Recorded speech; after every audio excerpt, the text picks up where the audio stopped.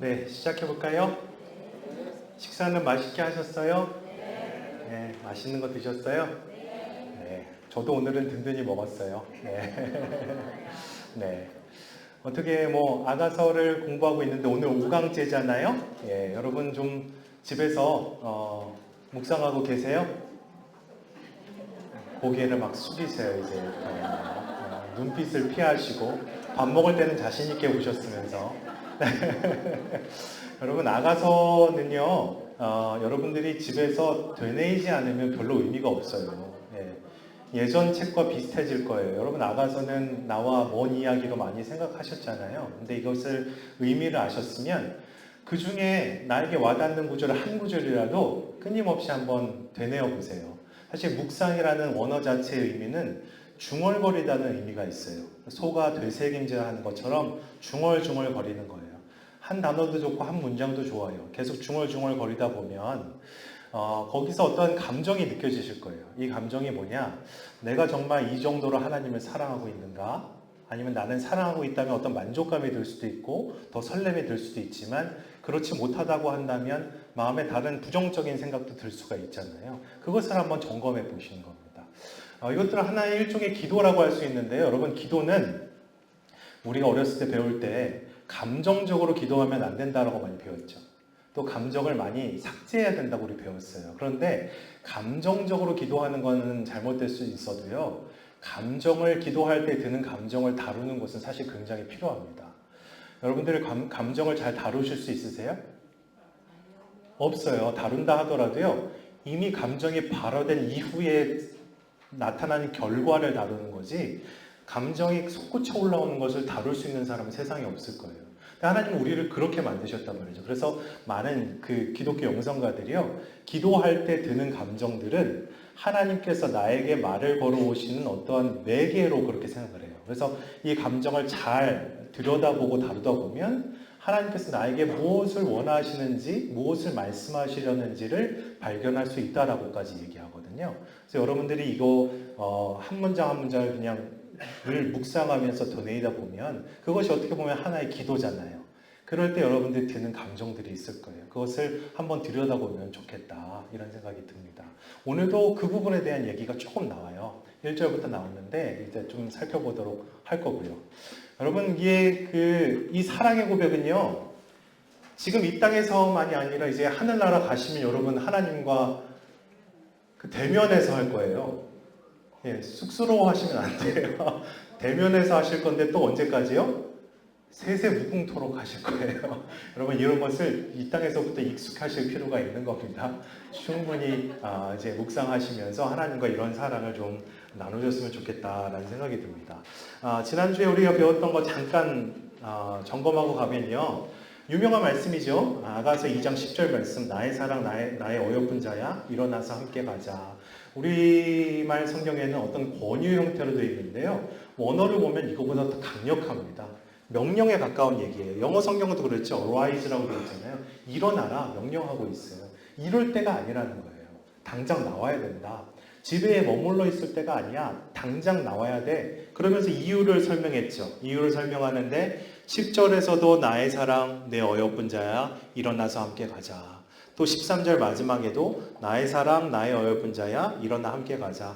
앞뒤로 이렇게 배치해 놓고 중간에 너가 일어나서 나와 함께 나가야 하는 이유가 그 중간에 기록되어 있는 거예요. 중간에서 얘기하고 있는 건 뭐예요? 봄이 왔다는 거예요. 한마디로 봄. 그럼 봄은 무슨 계절이에요? 벚꽃의 계절 이거 말고 사랑의 계절. 사랑을 막 시작할 수 있고 그렇게 우리는 이제 대답을 의무적으로라도 하셔야 돼요. 네, 봄이 왔다는 거예요. 이 봄, 모든 시간과 계절과 장소가 우리의 사랑을 지금 응원하고 있다. 사랑을 격려하고 있다. 근데 왜 집안에만 가만히 있느냐? 나가자. 우리가 마음껏 사랑하자. 그 얘기를 지금 하고 있는 겁니다. 일어나라. 나와 함께 가자. 그 얘기를 했던 겁니다.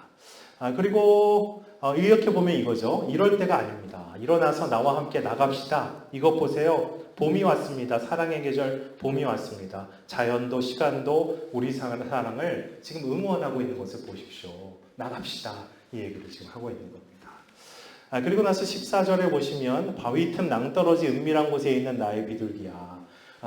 그 여인에 대해서 이렇게 얘기하고 있지만 바위 틈 낭떠러지 아무나 쉽게 갈 수 없는 곳 그런 곳에 있다 하더라도 나는 끝내 너를 찾아내고야 말겠다. 거기서 나의 모든 감각을 총동원해서 내가 너를 사랑하겠다. 이 고백을 지금 하고 있는 겁니다. 시편 23편도 함께 다뤘죠? 거기서 주의 인자, 그 하나님의 그 헤세드 사랑이 끝까지 나를 추적하신다라고 우리가 다뤘잖아요. 사냥개가 사냥감을 추적하듯이 하나님은 나를 사랑해 주시니 내가 여호와의 집에 떠날 틈이 있을 수가 없습니다. 이 고백을 기억하시면 됩니다. 그 사랑으로 나를 사랑해 주시는 그 남자 대상에 대해서 노래하고 있는 구절입니다. 그러면서 코러스가 그 감정을 더 고조시켜 주죠. 우리를 위하여 여우고 포도원을 허는 작은 여우를 잡으라. 우리의 포도원에 꽃이 피었습니다. 여우가 화단을 망가뜨리는 게 이게 쥐를 잡아먹으려고 하다가 화단이 망가지는 일들이 벌어지잖아요. 그런 일들이 일어나지 않았으면 좋겠다. 우리 사랑에. 어떤 것도 우리 사랑을 방해하지 않게 해주세요. 다시 말하면 계속 사랑하고 싶습니다. 이 얘기를 하고 있는 겁니다.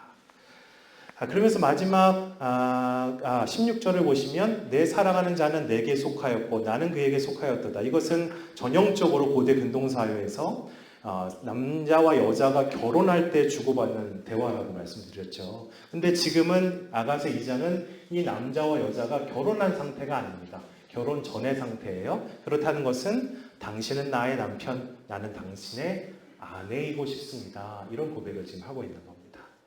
그럼 마지막 17절에 가시면 내 사랑하는 자야 날이 저물고 그림자가 사라지기 전에 저녁 때가 오기 전에 오늘 하루가 다 지나가기 전에 돌아와서 베드레산의 노루와 어린 사슴 같을지라. 이것은 베드레산의 노루와 어린 사슴 같이 돌아와라 라는 건데 여기서 베데르는 어원이 히브리어 바타르에서 왔는데 바타르를 사용하는 것은 딱 한 군데밖에 없다고 말씀드렸죠. 아브라함이 하나님과 언약을 맺은 그 순간, 그래서 어떤 약속을 의미한다고 봤습니다. 그래서 이것을 바탕으로 해석해 보면 오늘이 다 지나기 전에 어서 빨리 서두르고 있는 겁니다. 어서 빨리 나와 남편과 아내가 될 수 있는 그 약속을 나와 해주십시오. 강력한 사랑을 적극적으로 지금 표현해주고 있는 겁니다. 그것이 아가서 2장의 마지막이었어요. 여기서 이어서 이제 3장으로 갑니다. 우리 3장 1절 말씀을 함께 읽겠습니다. 시작!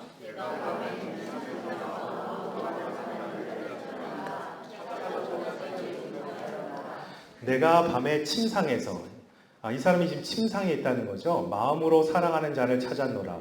그런데 찾아도 어땠다고요? 찾아내지 못했다. 여러분 이 말 누가 했을까요? 네, 여자가. 네, 맞아요. 모든 거의 시작은 다 여자가 했다고 보시면 됩니다. 여자가 이 말을 하고 있는 거예요. 그런데 여기서 마음으로 사랑하는 자다 이렇게 표현했어요. 여기서 마음은 원래 원어를 살펴보면요. 영혼으로 사랑한다는 뜻이에요. 내 영혼으로 사랑한다. 마음과 영혼이 뭐가 다를까 이렇게 생각할 수도 있는데요. 성경에서 마음은요. 어떤 감정이나 정서가 시작되는 것을 마음이라고 얘기합니다. 이성적인 것도 마음에서부터 시작한다고 많이 생각해요. 근데 영혼은 다른 거죠. 영혼은 전인격적인 걸 얘기하는 거예요. 나의 모든 전 인생을 다 걸고 당신을 사랑합니다. 그 사랑하는 자를 내가 찾아내지 못하였노라. 이렇게 이 여인이 얘기하고 있는 겁니다. 그리고 나서 여기서 보면 시간적인 장소는 밤이고 공간적인 장소는 어디예요? 침상이에요. 침상. 여기서 침상은요. 원어로 보면 미슈카브라는 단어를 쓰고 있는데 이 미슈카브의 어근은 샤카브라는 단어를 쓰고 있거든요. 이 샤카브는 눕다라는 뜻이에요. 그런데 이 눕다라는 말을 언제 쓰냐? 어떤 특별한 목적이 있을 때 이 샤카브라는 단어를 써요. 언제 눕습니까? 처음에는 아플 때도 눕죠. 몸이 아프면 누울 수밖에 없잖아요. 특별히 이 단어는 근데 언제 많이 사용하냐? 남자와 여자가 관계를 갖기 위해서 누울 때. 그것을 때 사용할 단어가 샤카브예요. 이상하죠, 여러분? 이상해요. 지금 이 두 사람이 결혼한 상태예요? 결혼하기 전이에요? 결혼하기 전이에요. 결혼하기 전에 하면 돼야 안 돼요? 고민하시는 분이 계시네요. 자, 그렇게 어떤 목적을 가지고 지금 그러고 있는데요. 여기 이것을 오해하지 않고 해석하려면 이게 밤이라는 단어를 해석할 수 있어야 돼요. 밤은 지금 복수형으로 써 있어요. 밤들이라는 거죠. 근데 밤들을 어떻게 해석하냐? 밤 중에 여러 차례 그랬다는 거예요. 무슨 말이냐? 여러 차례 내 남자를 찾았는데 찾지 못했다는 거죠. 이것을 어떻게 해석하냐? 이것은 꿈에 이런 일이 있었다는 거예요. 이 여자가 잠을 잤는데 꿈을 꾼 거죠. 꿈꾸다가 벌떡 일어난 거예요. 내 남편이 내 남자가 어디 갔지? 당연히 지금은 같이 있을 수가 없죠. 다시 자요. 그러다가 내 남자를 다시 찾는 거죠. 이런 일들이 수시로 일어났다. 이 얘기를 지금 하고 있는 거예요. 이것을 제대로 이해하기 위해서는요, 여러분 이스라엘의 결혼 문화를 좀 이해하셔야 되는데요. 우리는 지금 약혼하는 사람이 있어요, 없어요? 잘 없잖아요. 그냥 언약으로만 하고 보통 곧바로 다 결혼식을 올리시죠. 그런데 이스라엘에서는요, 지금도요, 결혼하기 전에 반드시 정원이라는 것을 해요. 근데 이 정원이 결혼식에 거의 준합니다. 근데 결혼식보다 더 화려할 때가 많아요. 이 결혼식을 정원을 해서 남녀가 이제 결혼할 것이다 라는 것을 많은 사람들 앞에서 약속을 해요. 그러면 이 두 사람을 사람들이 볼 때 어떻게 생각하냐? 이 두 사람은 부부와 다름없다라고 생각해요. 그런데요, 정혼을 하는 즉시 어떻게 되냐? 같이 살지 못합니다. 떨어져 지내게 돼요. 별거를 하게 됩니다. 그러니까 남자는 남자 집에서, 여자는 여자 집에서 떨어져 살게 되는데요. 그 기간이 기본 최소 1년 이상을 떨어져 지내야 돼요. 떨어져 있을 때는요, 이 두 사람은 얼굴도 마주할 수가 없습니다. 당연히 물론 침상에서 함께하는 것도 금지되어 있습니다. 만날 수가 없는 상태예요. 이렇게 1년 이상을 머무게 되는데 1년 이상의 시간 동안 뭘 하냐? 준비를 합니다. 결혼식 준비를 하는 거예요. 여자도 나름대로 준비하지만 여기서 준비할 것이 더 많은 사람은 남자예요. 남자가 뭘 준비하냐? 살 집, 신혼집을 준비합니다. 근데 당시에 이 신혼집, 그 집을 짓는 당시의 문화로 보면 집을 짓는데 거의 1년 정도의 시간이 걸렸다 그래요. 그 시간까지 이 두 사람은 떨어져 지내야 되는 거예요. 그런데 이 떨어져 지낸 다음에 일정 기간이 지나서 다시 재회하게 되는데 이 별거 기간 통해서 재회할 때까지 어느 정도 떨어져 있는지를 알 수 있는 사람은 아무도 없었어요. 대략 1년 정도가 걸리겠지라고만 알고 있고 신랑도 알 수 없고 신부도 알 수 없었어요. 근데 단 한 사람만 알 수 있어요. 누가 알 수 있었을까요? 신랑의 아버지만 알 수 있어요. 신랑 아버지가 이 정도의 집이면 이제 며느리가 들어와서 같이 살아도 좋겠다라고 허락이 떨어지면 그날 밤에 갑니다. 밤에 신랑이 신부 집에 예고도 없이 찾아갑니다. 여러분 생각나는 이야기가 있죠. 열처녀, 기름을 준비했다. 왜요? 이 신랑을 매일 밤 기다리겠습니까? 예고도 없이 찾아와서 그런 거예요. 그렇게 찾아가게 됩니다. 그게 밤에 찾아오게 되어 있습니다. 그렇게 제외하고 나중에 결혼식을 정혼식보다 더 성대하게, 준하게 그렇게 치르면 이 두 사람은 이제 신혼집에 들어가서 그곳을 어머니의 집이라고 부르거든요. 신혼집에 들어가서 첫날 밤을 이제 보내게 되는 겁니다. 이것이 이스라엘이 지키고 있는 결혼 문화예요. 근데 여러분 우리 여기서 꼭 기억해야 될 게 있죠. 예수님께서 부활하고 승천하시고 하늘로 올라가실 때요. 여러분 우리에게 꼭 하신 말씀이 있으셨어요. 제자들에게 뭐라 그러셨어요? 2절 말씀 읽어볼까요? 시작. 요한복음 14장 2절 말씀을 보면 내가 너희를 위하여 거처를 예비하러 가겠다라고 승천해서 가셨어요. 뭐 준비하러 가신 거예요? 집을 준비하러 가신 거잖아요. 누구와 살 집을 준비하러 가신 거예요? 나랑. 여러분 아셨어요? 평소에도 기억하고 계세요? 지금 예수님께서 준비하고 계신 거 아세요? 예수님의 이 땅에서의 여러분 직업 뭐였죠? 목수였잖아요. 목수. 이 목수라는 단어가 원어로 보면 이제 텍톤이라는 단어를 쓰고 있거든요. 텍톤? 이 텍톤은요, 목수라는 의미보다 건축가라는 의미에 더 가까운 뜻입니다. 당시 보면요, 이스라엘 땅에 지금도 가보면 사실 나무가 그렇게 많지 않아요. 돌이 많죠. 그러니까 그 집을 짓는 일을 했던 사람이 바로 예수님이셨어요. 이 땅에서도 건축 전문가였는데요. 하늘에서 지금 뭘 하고 있는 거예요? 이 집을 짓고 있는 거예요. 여러분 어떤 집이었으면 좋겠어요? 펜트하우스? 거기서는 그렇게 좀 살아보고 싶으세요? 하나님이 준비하고 계신다는 거죠. 근데 언제 오신다는 거, 언제 완성될까요? 예, 2036년 4월. 이러면 2단이 되는 걸 아시죠? 언제 오세요? 모른다. 마가복음 13장 32절 읽어볼까요? 시작.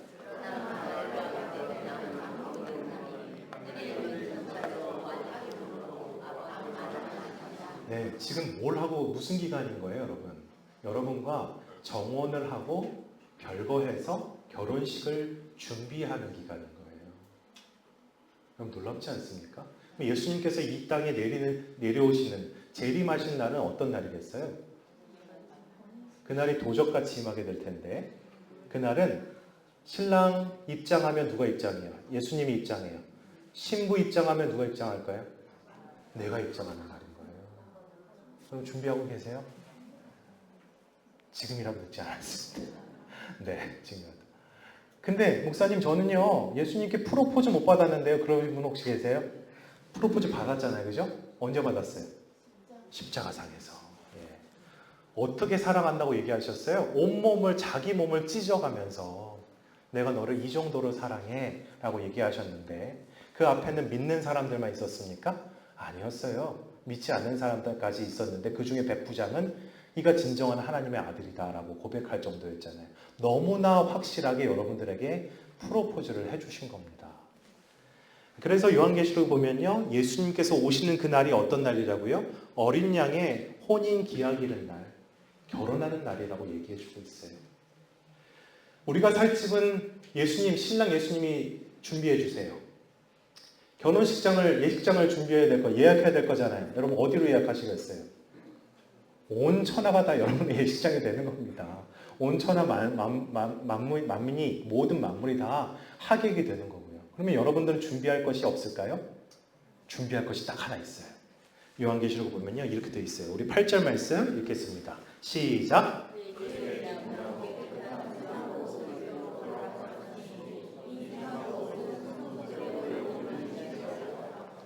여기서 세마포는 웨딩드레스를 얘기하는 겁니다. 신부 입장할 때 여러분들이 입고 들어갈 옷. 근데 그 옷이 어떻게 만드는 거래요?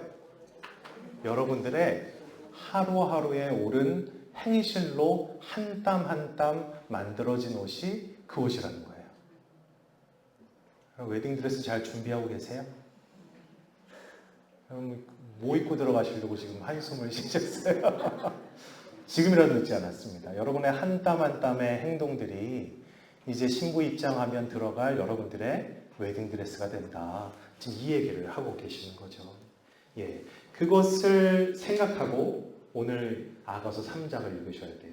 그러면 이 아가서 3장 1절에서의 침상이 꿈속에서 벌어진 일이구나라는 것을 이해할 수가 있어요. 그리고 나중에 보면 이 전체적인 결혼 문화가 이해되는 구절들이 이제 나오기 시작합니다. 하나하나 좀 살펴볼 텐데요. 그러니까 아가서 3장 1장은요. 이 여인이 잠들어 있을 때, 밤에 잘 때 수시로 꿈에서 깬 거예요. 꿈에서 깨면서 이 남자를 찾고 있는 거죠.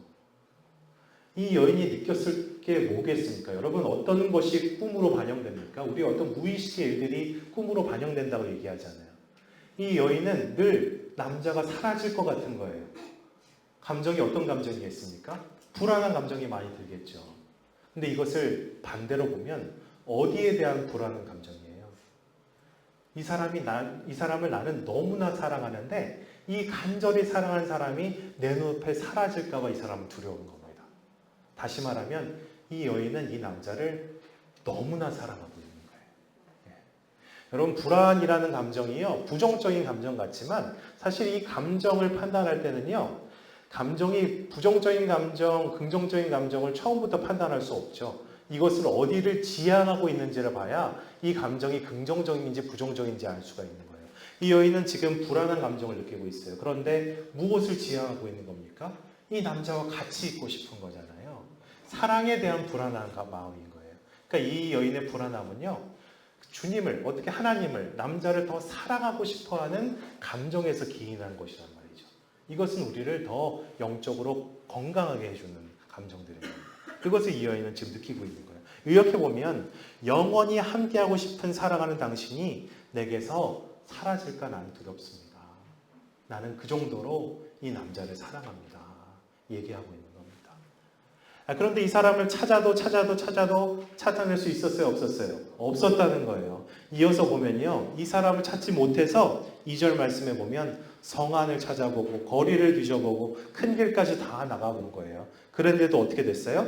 찾으리라 하고 찾으나 만나지 못하였노라. 계속 찾지 못했다는 거죠. 그래서 3절로 이어지는데 우리 3절 말씀 함께 읽겠습니다. 시작.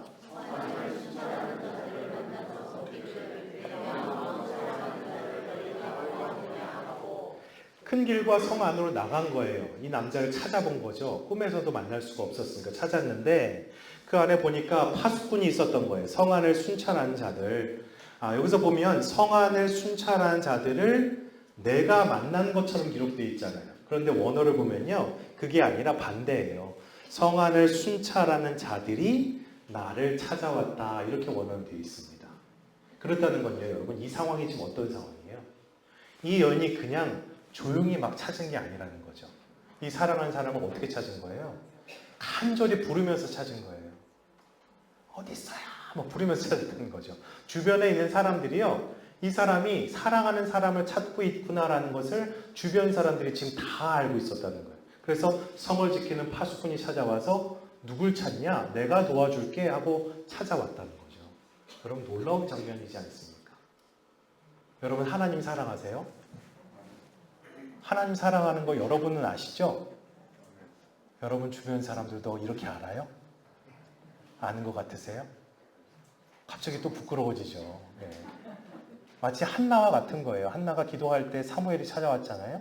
그런 것처럼 이 여인은 마음 다해 사랑하는 것이 온 몸으로 다 드러났던 거예요. 저 사람은 사랑하는 사람이 지금 있구나. 사랑하는 사람을 간절히 찾고 있구나라는 것을 주변 사람이 다 알 정도로 그를 사랑했다라고 성경은 지금 증언해 주고 있는 겁니다. 근데 성 안을 순찰하는 자들이 찾아왔대요. 도와줬대요. 내 마음으로 사랑하는 자를 너희가 보았느냐? 왜 도와줄게? 라고 물었더니 내가 사랑하는 사람을 찾고 있습니다. 라고 얘기했다는 거죠. 그런데 도움을 주지 못했어요. 이 성 안에 있는 사람들조차도, 파수꾼들조차도 알 수가 없었어요. 그러니까 이 성 안을 누구보다 잘 알고 있는 사람인데요, 그 사람이 알 수 없다, 도움을 주지 못했다라는 거예요. 그러니까 모든 이 부분의 분야에 있어서 전문가가 너는 찾을 수 없다라고 마침표를 찍어줬다는 거죠. 근데 이 여인은 어떻게 해요? 그곳에도 아랑곳하지 않고 사랑하는 사람을 찾기 시작합니다. 엄청난 사랑이죠. 네. 사랑의 전문가가요, 너 포기해야 돼. 그만큼 그 정도 됐으면 이 사람은 떠난 거야 라고 마침표를 찍어줬는데도 불구하고 이 여인은 여기서 포기할 수 없습니다 라고 달려나갔던 거예요. 그랬더니 어떻게 됐어요? 사랑하는 사람을 만났대요. 만났고 그를 붙잡고 한번 붙잡았으니까 이제 어떻게 하겠어요? 더 이상 놓지 않겠다라고 하는 거예요. 내가 한번 다시 찾은 이 남자를 내가 놓지 않겠습니다 라고 얘기하는 거예요. 그러면서 어디로까지? 내 어머니의 집. 아까 결혼 문화에서 어머니의 집은 어디라고요? 결혼한 다음에 신혼집에 첫날 밤을 보내는 곳이라고 그랬죠. 어떤 어머니의 집은 내 존재의 근원이자 동시에 신랑과 신부가 결혼하면 첫날 밤을 이루는 곳을 어머니의 집이라고 그렇게 불렀습니다. 그러니까 어머니의 집, 어떤 가장 소중한 곳까지, 은밀한 곳까지 내가 너를 끝까지 데려가겠다. 그때까지 내가 너를 놓지 않겠다. 이 고백을 지금 하고 있는 겁니다. 이것을 의역해보면 이렇게 의역할 수 있을 겁니다. 누가 뭐라 해도 나는 당신을 포기할 수 없습니다. 아무리 전문가가 얘기해도 나는 포기할 수 없습니다. 나는 당신을 한 번 찾으면 이제는 절대 놓지 않을 것입니다. 내가 그 정도로 당신이 없으면 안 됩니다. 당신을 사랑합니다. 이렇게 얘기하고 있는 겁니다. 여기까지가 4절까지예요. 그리고 이어지는 게 4절 이어서는 5절이 이렇게 나왔는데요. 여러분 5절 말씀 읽어볼까요? 시작!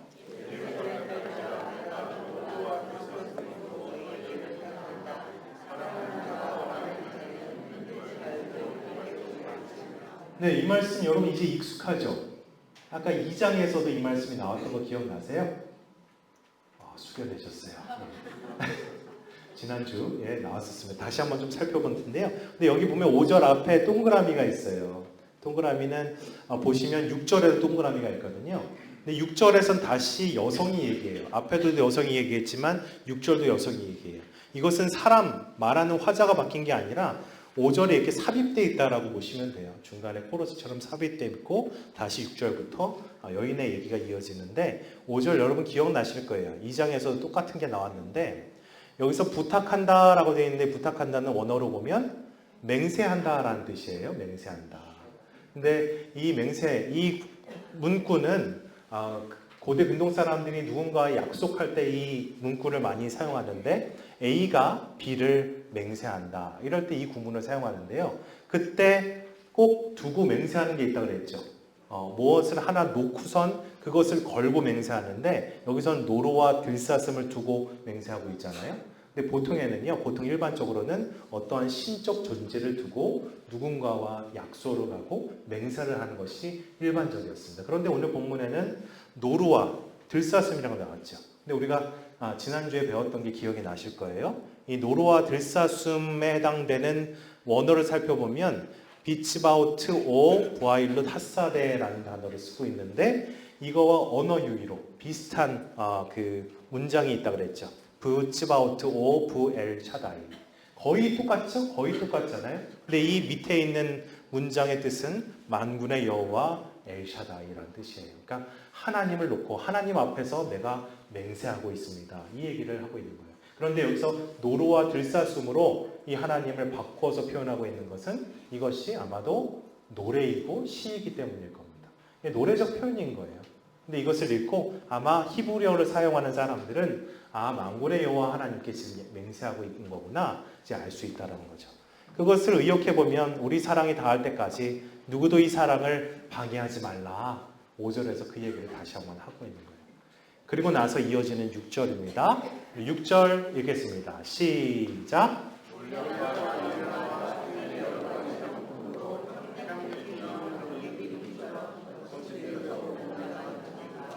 네, 이거 역시 6절도 여성이 얘기하는 겁니다. 아가서 3장은 전체가 다 5절 빼고선요 다 여성이 얘기하는 이야기로 쭉 이루어져 있어요. 그런데 원어 성경에 보면요, 우리 한글 성경은 모략과 유향과 상인의 여러 가지 향품으로 이렇게 시작하고 있는데요. 원어 성경은요 이렇게 시작하고 있어요. 6절 처음 시작할 때 이렇게 시작하는데 발음을 보면 미 조트 올라 민 함미드바라 이렇게 되어 있어요. 이렇게 되어 있는데 맨 앞에 미라고 시작하고 있는데 이 미가 뭐냐? 영어에서 who라는 의문사예요. 누구인가 먼저 묻고 있는 거죠. 누구인가? 그러면 여기에 해당하는 문장이 뭐겠어요? 맨 마지막 거친들에서 오는 자가 누구인가? 3장 6절은 그것부터 시작하고 있는 거예요. 그러면서 7절에 뭐가 이어지냐? 바로 7절에 답이 나옵니다. 볼지어다 솔로몬의 가마라. 누가 오고 있느냐? 솔로몬의 가마가 오고 있다. 이 얘기를 하고 있어요. 남자가 솔로몬이라는 겁니까? 우리가 아니라는 거 1강에서 살펴봤죠? 이것은 일단 남자인데요. 솔로몬과 같은 남자라고 이해하시면 됩니다. 여러분 솔로몬은 어떤 왕이었어요? 세상 가장 부귀영화를 많이 누렸던 왕이잖아요. 그러니까 내 남자가 나에게 달려오는 내 남자, 가마를 타고 달려오는 내 남자가 어떤 솔로몬 왕과 비견할 만큼 이렇게 굉장히 멋있고 화려하고 부유한 그런 왕의 모습으로 보였다는 거예요. 이 여인의 눈에. 그렇게 보였다는 겁니다. 남자가 달려오고 있어요. 가마를 타고. 근데 그냥 달려온 게 아니고요. 향내를 풍기면서 달려오고 있고 또 연기 기둥을 일으키면서 달려오고 있대요. 이것이 무슨 얘기냐. 근데 향내가 그냥 향내가 아니죠. 어떤 향내였어요? 모략과 유향과 상인의 여러 가지 향품의 그 향기가 났다는 거예요. 여러분 이전에 우리가 모략은 한번 살펴봤었죠. 모략 나무인데 모략나무를 배워보면 여기서 이 진액이 나오는데 이것을 추출하는 게 바로 모략이라 말씀드렸어요. 팔 때는 이렇게도 팔죠. 이런 모습인데요. 모략은 성경에서 주로 어디에 쓰였느냐? 우리가 잘 알고 있듯이 어디서 등장했다고요? 동방박사 세 사람 이야기에서 황금, 유향, 모략을 드렸다라고 우리가 알고 있고요. 또 하나는요. 성막의 여러 성전 기구들을 이 모략으로 닦았다라는 기록이 있고요. 또 마지막 하나는 언제 사용한다고요? 결혼 예복에 이 모략을 바르게 되어 있습니다. 그러니까 이 멀리서 솔로몬의 가마가 막 달려오고 있는데 이 솔로몬 가마에서 모략향이 났다는 것은요. 누가 오고 있다는 거예요? 결혼할 신랑이 다가오고 있다는 것을 이 여인이 지금 얘기하고 있는 거예요. 나를 위해서 달려오고 있구나. 나와 결혼하기 위해서 달려오고 있구나. 베드르산의 어떤 노루처럼 나에게 달려오고 있구나. 이 얘기를 하고 있는 겁니다. 또 유향이 나오죠. 여기 유향의 진액인데요. 보스웰리아 나무에서 이것을 추출하는데 이 유향은요. 이 진액은 나무에 상처가 나기 시작하면 이 상처를 회복시키려고 진액을 뿜어내는 게 보스웰리아 나무입니다. 상품은 이렇게 파는데요. 이것을 태우면 이런 연기가 이렇게 쭉 나요. 향기가 나는 연기가 나요. 유향이 주로 어디에 쓰이냐? 유향도요. 굉장히 중요한 성막 기구에서 사용됩니다. 여러분 레위기 말씀에 보면 이 유향이 등장해요. 여러분 레위기에는 번제단을 중심으로 한 레위기의 5대 제사가 기록되어 있는 거 아시죠? 5대 제사 여러분 기억나세요? 뭐뭐 있을까요? 번제, 소제, 읽으셔도 돼요. 네, 이거 5개. 이 5가지가 레위기의 5대 제사. 여러분 이것은 꼭 반드시 기억하면 좋아요. 레위기 5대 제사가 레위기 1장부터 5장까지 기록되어 있고 한 장씩 기록되어 있어요. 그리고 마지막 6장과 7장은 이 5장까지 나온 5개의 제사를 부연하는 게 7장까지 기록되어 있어요.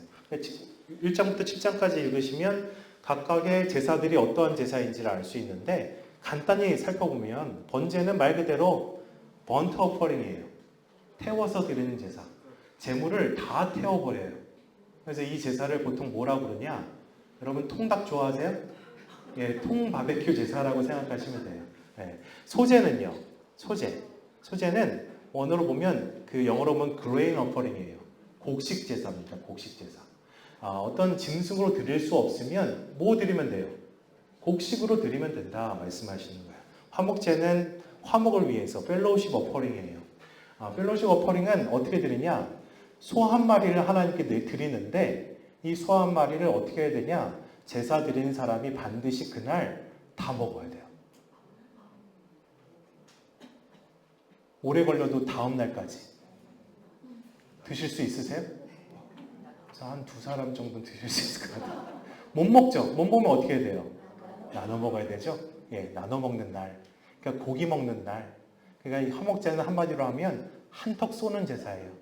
여러분 뭐 재직부서에서 여러분들 많이 쏘신 적 있으시죠? 그럼 그거 다 화목제 들으신 거예요. 예, 그런 의미인 겁니다. 또 속죄제는요. 죄를 속하는 거예요. sin offering. 하나님께 죄를 지었을 때 드리는 제사. 속건제는요.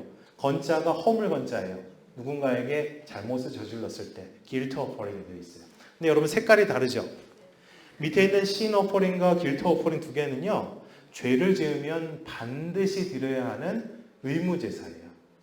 꼭 드려야 사함을 받을 수가 있습니다. 그런데 위에 3개, 번제, 소제, 화목제는요. 상관없어요. 내가 드리고 싶을 때 아무 때나 드려도 되는 자원제예요. 언제든지 드려도 되는 겁니다. 예. 그런 의미로 해석되면 되는데 그 중에 우리가 오늘 눈여겨봐야 될 것은 바로 저 소제예요. 소제, 그레인 어퍼링인데 소제는 이 소자가 무슨 소자일까요? 여러분 여기서 소는? 작을 소, 적을 소 아니에요? 네.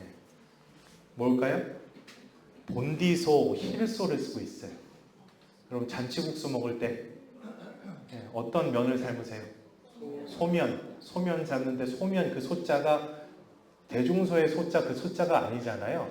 흰색 면이라는 뜻이잖아요. 그 중에서 대중소로 나오는 거잖아요. 그 흰색. 곡식을 보통 빠면 보통 다 무슨 색이에요? 흰색이잖아요. 그래서 곡식으로 드리는 제사가 소제다. 가축이 없으면 그 곡식으로 빻아서 드리면 된다. 그러면서 얘기하시는데 소제를 소개하고 있는 게 레위기 2장입니다. 레위기 2장 1절을 읽어볼까요? 시작! 누구든지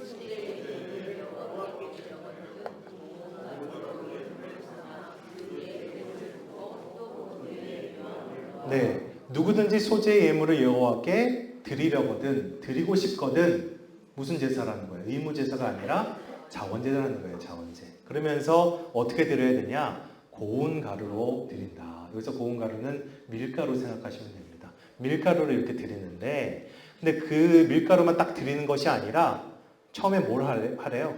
기름을 붓는데요. 여기서 붓는 기름은 어떤 기름일까요? 콩기름 아니고 까놀라유 아니고 무슨 기름이에요?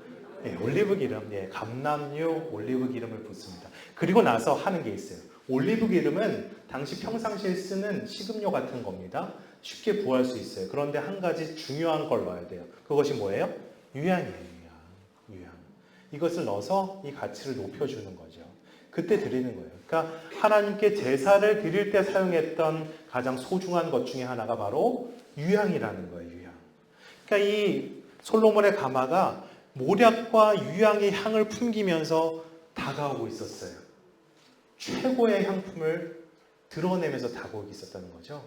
그렇다는 것은 이 남자가 자신에게 어떤 존재라는 거예요. 그만큼 소중하고 중요한 존재라는 것을 얘기하고 있는 겁니다.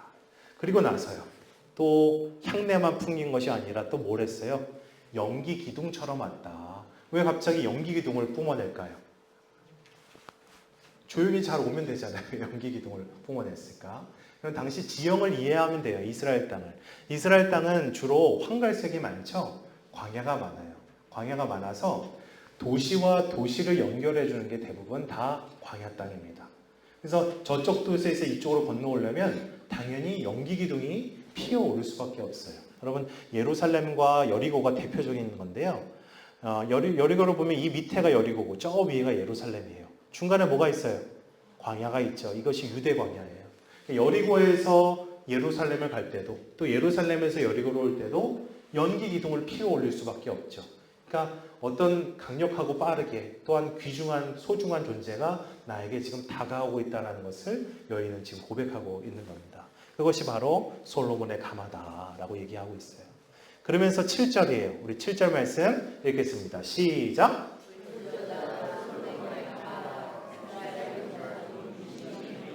8절까지 다 칼을 잡고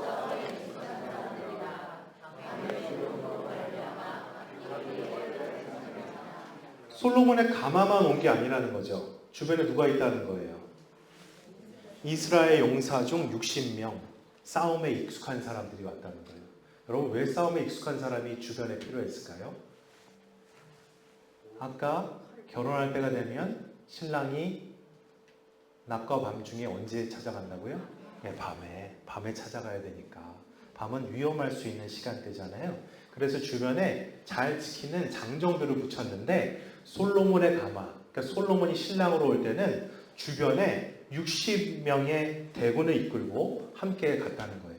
그 신부가 느꼈을 여러분 안정감이 얼마나 컸겠습니까? 그 안정감에 대해서 얘기하고 있는 거예요. 여기서 이 아까 얘기했던 열처녀 비유에서도 신랑이 언제 찾아왔다고요? 밤중에 찾아왔다 이렇게 되어 있잖아요. 밤중에 찾아왔다. 밤의 두려움을 이겨낼 수 있는. 그러니까 이 신랑은 보기만 해도 화려하고 소중한 뿐만 아니라 안정감이 느껴지는 그러한 사람이다. 이 여인이 얘기하고 있는 겁니다. 그리고 나서 9절부터는요. 이제 이 솔로몬 가마가 어떻게 만들어졌는지를 재료를 얘기하고 있어요. 레바논 나무로 가마를 만들었대요. 여러분 레바논 나무 하면 뭐가 생각나요? 예, 백향목과 잣나무가 생각나죠? 이제 잘 아시죠? 백향목은 이러한 나무, 솔로몬의 궁정과 왕궁, 성전을 지었을 때 주로 사용했던 나무가 백향목입니다. 그러니까 이 백향목을 솔로몬의 가마를 만들 때도 사용했다는 거예요. 뿐만 아니라 10절 말씀에 보면 기둥은 은이요, 바닥은 금이요, 자리는 자색 깔개라. 자색은 당시에 다홍색도 그랬지만 이 보라색은 어떤 왕을 상징하는 색깔이었습니다. 왕이 이 색깔을 입었다는 거죠. 그리고 나서 예루살렘 딸들의 사랑이 엮여져 있구나. 이것은 예루살렘의 연인들이 살아가는 장면이 이 가마 안에 그려져 있었다는 거예요. 그림들이. 그러니까 사랑을 응원하고 있다는 것을 보여주는 거죠. 당시에 이집트의 가마, 솔로몬의 가마가 아마 이런 모양이지 않았을까라는데 이것보다 더 화려했겠죠. 이 가마인데 먼저는 무슨 향기가 올라온대요? 모략과 유향, 아주 중요한 향기들이 올라오고 있고 귀중한 향기들 뿐만 아니라 이 가마를 만든 재질이 백향목과 잣나무, 레바논 나무였다. 또 기둥은 은, 바닥은 금으로 재해져 있고 바닥 깔개는 자색 깔개였다. 또 주변에는 어떤 유명한 미술 작품들이 쫙 그려져 있었다. 뿐만 아니라 이 가마 주변으로 누가 감싸고 있었다고요? 예, 이스라엘 용사 60명이 감싸고 있었다. 이런 형상으로 오고 있다는 거예요. 굉장히 소중하고 중요하고 귀중하고 존귀하고 화려하고 아름답고 멋있고 뿐만 아니라 안정감까지 느껴지는 그런 신랑이 누구에게 다가오고 있다고요? 나에게 다가오고 있다는 거예요. 그것을 지금 감격에 겨워서 이 여인이 이제 고백하고 있는 거예요. 이게 다 그것을 얘기하고 있는 겁니다. 이것을 이역해보면요. 6절에서 10절까지 이역해보면 내 영혼으로 살아가는 당신이 내게로 오고 있습니다. 나의 신랑은 세상 어떤 이와도 비교할 수 없습니다. 참으로 존귀하고 아름다우며 안전하고 든든합니다. 이 고백을 지금 하고 있는 겁니다. 여러분도 느껴지세요? 하나님께서 여러분에게 그런 존재로 여러분 다가오고 계세요? 네, 그것을 고백할 수 있어야 된다는 거죠. 네. 그러면서 11절이에요. 11절 말씀 읽겠습니다. 시작!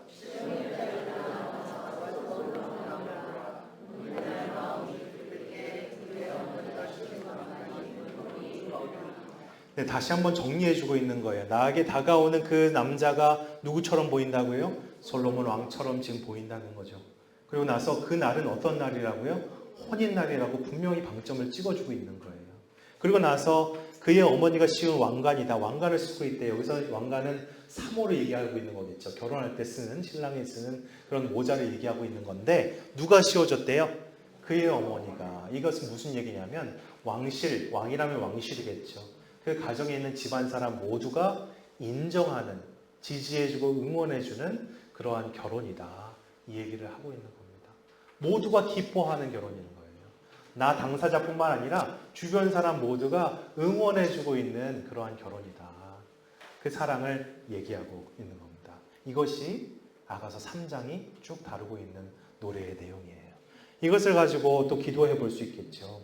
1절과 2절을 놓고 이렇게 한번 기도해 봤으면 좋을 것 같아요.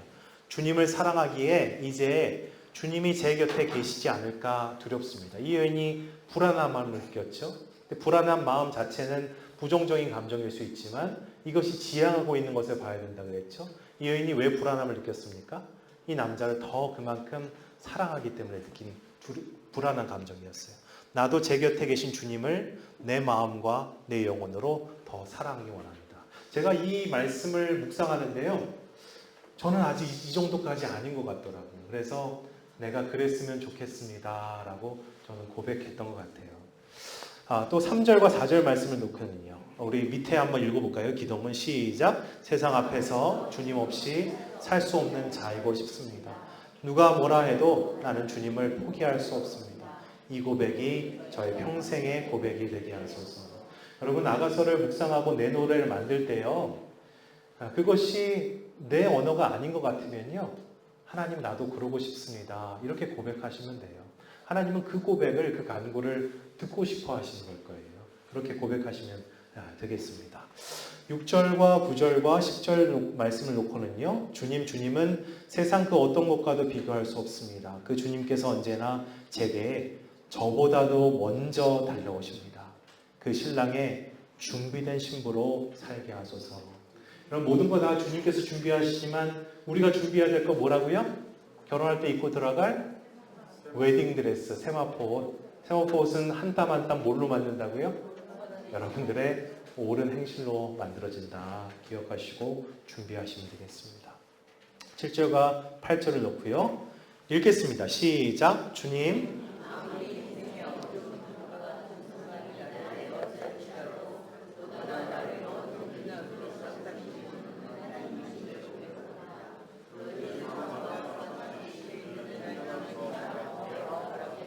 네, 이렇게 기도해 볼 수 있겠습니다. 마지막 11절을 놓고는요. 마지막 함께 읽겠습니다. 부활의 주님이 재림하시는 그 날이 제가 주님 앞에 신부로 서는 날임을 압니다. 하루하루 한 땀 한 땀 잘 준비하여 어린 양의 혼인잔치에 모두가 인정하는 아름다운 신부로 서게 하소서. 아멘. 그럼 아가서는 가장 아름다운 노래, 이 노래가 정말 여러분들의 입술에서 울려 퍼졌으면 좋겠어요. 어느 날에 하나님께서 성경을 다시 만들려고 하시는데 그때의 아가서는 여러분들이 고백한 그런 노래의 내용으로 그 성경을 만들어 주시면 얼마나 감격스러울까도 생각해 보게 됩니다. 하나님과 여러분 사이에 나누는 대화입니다. 그것도 여러분과 하나님과 둘만이 있는 공간에서 다른 사람을 의식하실 필요가 전혀 없다고 말씀드리는 겁니다. 마지막 결론 읽겠습니다. 시작. 너는 나를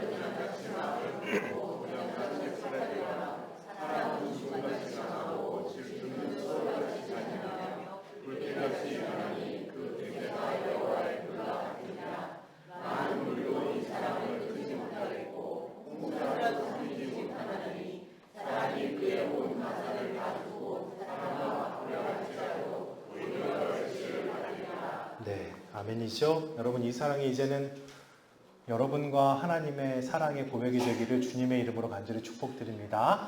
기도하겠습니다. 하나님 아버지, 오늘도 우리와 사랑의 대화 나눌 수 있도록 인도해 주셔서 감사합니다. 부족한 부분이 있고 부끄러운 부분이 있긴 하지만 그것이 우리의 소망과 소원이 될 수 있게 도와주셔서 이 아가서에서 고백되어진 모든 사랑의 고백들이 이제는 나의 고백, 우리의 고백이 될 수 있도록 주님 인도하여 주시옵소서. 예수 그리스도의 이름으로 기도하옵나이다. 아멘. 수고하셨습니다.